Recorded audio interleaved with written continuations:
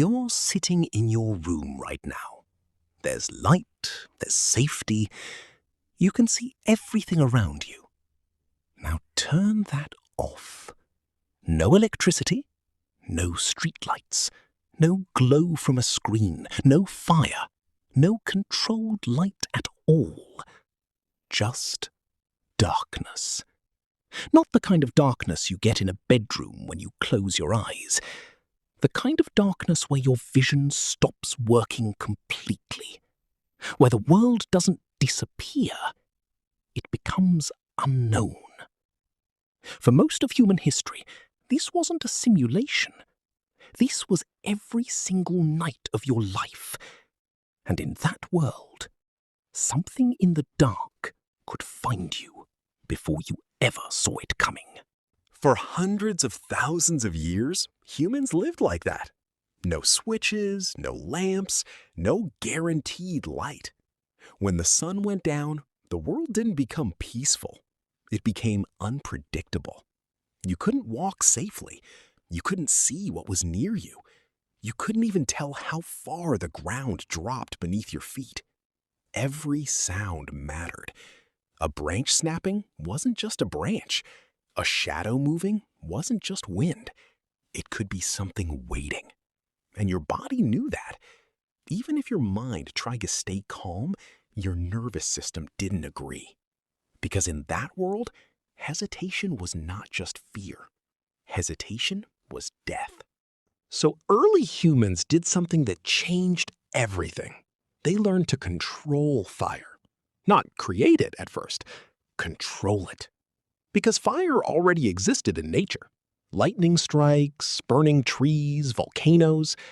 But fire was dangerous, unstable, rare. And at some point, humans stopped running from it. They started keeping it. The first time a human carried fire back to a camp, something fundamental changed. Not just in survival, but in time itself. Because for the first time, night was no longer the end of activity. Night became usable. Around fire, darkness stopped being absolute. It stopped being total control over human life. It became something pushed back. Just enough. A fire creates something no other natural force does. A boundary.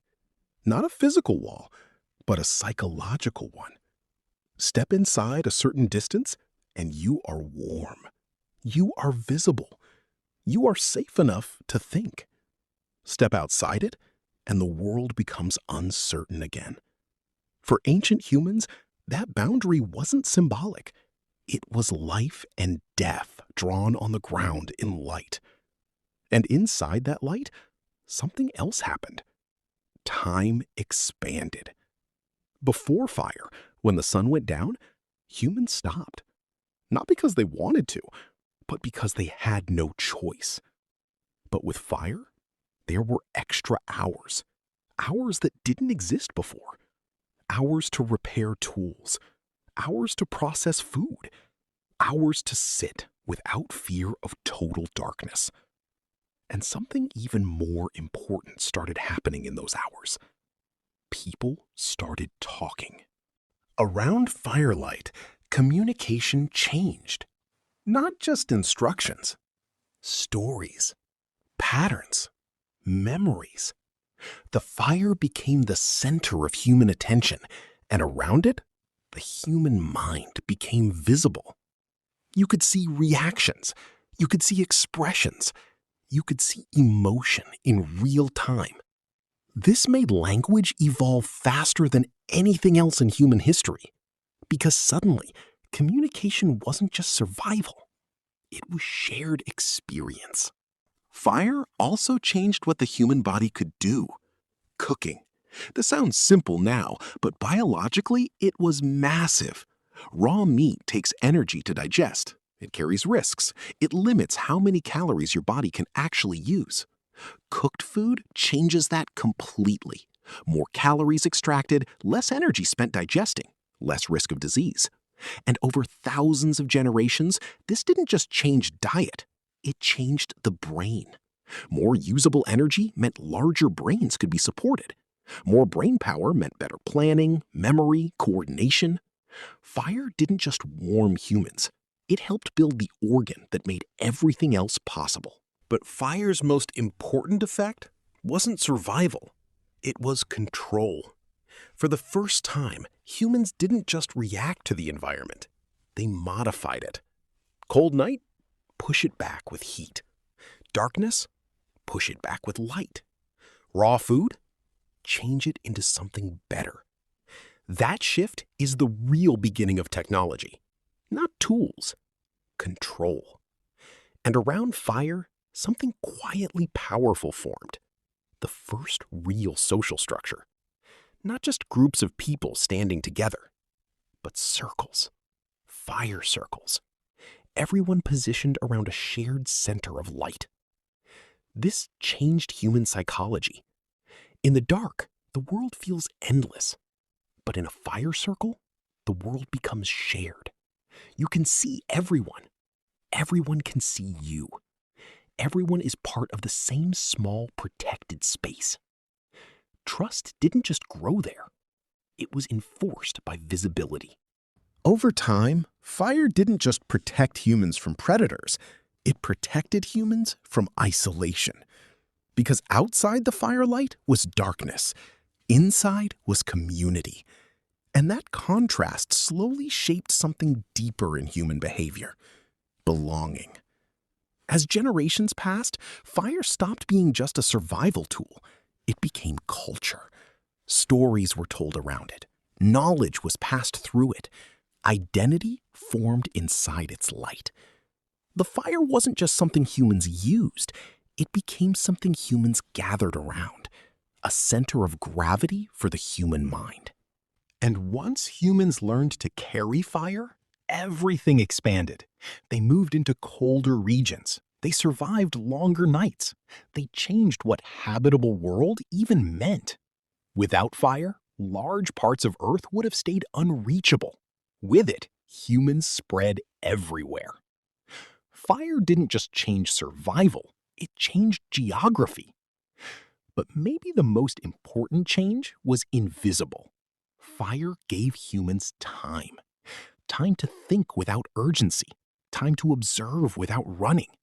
Time to imagine something beyond the immediate moment. And in that time, something new emerged: human awareness of the future. Because around fire, for the first time, humans could sit still long enough to think, what happens next? What happened before? What if things were different? That is not survival thinking. That is reflective thinking. And it is the beginning of everything we now call civilization. So when you think about fire, don't think of it as just heat. Don't think of it as just light. Think of it as the first moment humans stopped being completely at the mercy of the world around them. Everything after that, cities, language, technology, even the way you think right now, starts with a simple shift: a flame that refused to go out. And maybe the most important truth is this: fire didn't just change how ancient humans lived. It changed what humans are. Because without it, we were just another vulnerable species in the dark. With it, we became something else entirely. A species that could push the night back and never stop pushing. But here's what's strange. Even now, tens of thousands of years later, fire still affects us the same way. Put people in a room with bright overhead lights, and everyone spreads out. Put them around a campfire, and they form a circle. Conversation slows down, people stop checking the time, silences stop feeling awkward. Something ancient wakes up. Researchers studying human attention have found that watching a fire changes the brain in unusual ways. Heart rates slow, stress decreases, people become more relaxed and more social. No one teaches us this. No one explains why staring into flames feels calming. Yet almost everyone understands it instinctively. Because somewhere deep inside us, fire still means the same thing it always did. You survived today. You made it through another night. The predators stayed outside the light. Think about how extraordinary that is. Your ancestors spent hundreds of thousands of years organizing their lives around a flame, protecting it, feeding it, passing it from one campsite to another. If the fire went out during a freezing night, that wasn't an inconvenience. It could be the difference between seeing the sunrise or never waking up again. Children learned to respect it before they understood language. Adults checked it before they slept. Someone was always responsible for keeping it alive, because losing fire meant returning to the world humans were never designed to survive alone. Eventually, humans learned something even more remarkable. They stopped waiting for nature to provide fire. They learned to make it. Friction, spark, preparation, control. No longer stolen from lightning, no longer borrowed from a forest fire. Fire became portable, repeatable, predictable. For the first time in Earth's history, a species could manufacture one of nature's most powerful forces whenever it needed it. That wasn't just innovation. It was independence. And from that independence came everything else. Metal melted in furnaces, clay hardened into pottery, land was cleared for farming. Tools became stronger, cities grew brighter, engines powered industries, electricity lit entire continents. The flame changed shape, but the idea never changed. Take a force of nature, understand it, control it, use it to build a better world. Every piece of modern technology follows the same principle humans first learned from fire. Right now, you can flip a switch and fill a room with light. You can heat your home without thinking about it. You can cook dinner with the push of a button. And because these things are ordinary, it's easy to forget how impossible they once were. But every light bulb, every stove, every engine is part of the same story. A story that began when frightened humans sat in darkness and decided not to run from the flames. Because humanity's greatest superpower was never strength. It wasn't speed. It wasn't sharper teeth or thicker skin. It was this: the ability to take fear, understand it, and transform it into a tool. We looked at fire, something capable of destroying everything it touched, and asked a different question. What if we could make it serve us? And that question changed the destiny of our species. So the next time you sit beside a fireplace, or watch the blue flame under a stove, or light a candle during a power outage, remember what you're actually looking at. You're looking at the oldest technology humanity ever mastered. The first invention that pushed back the darkness. The first thing that gave us extra time. The first thing that let us dream about tomorrow instead of merely surviving today. A small flame, fragile enough to disappear with a gust of wind, powerful enough to change what it meant to be human. And maybe that's why we still can't look away. Because somewhere inside every modern person, there's still an ancient human sitting beside a fire, grateful that for one more night, the darkness stayed outside the circle of light. But there's one final irony. For almost all of human history, darkness was the enemy. It limited where you could go, what you could do, how long you could stay awake. Every sunset reminded humans that there were forces in this world far bigger than them. And fire was their answer. Small, imperfect, temporary, but enough. Today, we conquered the night so completely that we've forgotten what it used to mean. Cities glow brighter than the stars. Streetlights erase the darkness before it even arrives. children can grow up without ever experiencing true night. Many people have never stood somewhere so dark that they couldn't see their own hands. The thing our ancestors feared most became an inconvenience solved by electricity. And yet, the darkness never really disappeared. It just changed shape. We fear uncertainty. We fear losing control. We fear not knowing what's waiting ahead. Different predators, same feeling. The unknown. The same instinct that once made ancient humans freeze at the sound of movement outside the firelight still lives inside us. It's why unexpected phone calls make us nervous, why bad news feels heavier at night, why uncertainty keeps us awake. Your brain wasn't built for modern problems. It was built to survive ancient ones. And maybe that's why this story matters. Because when we imagine our ancestors, we often picture people who were less intelligent, less capable, less sophisticated.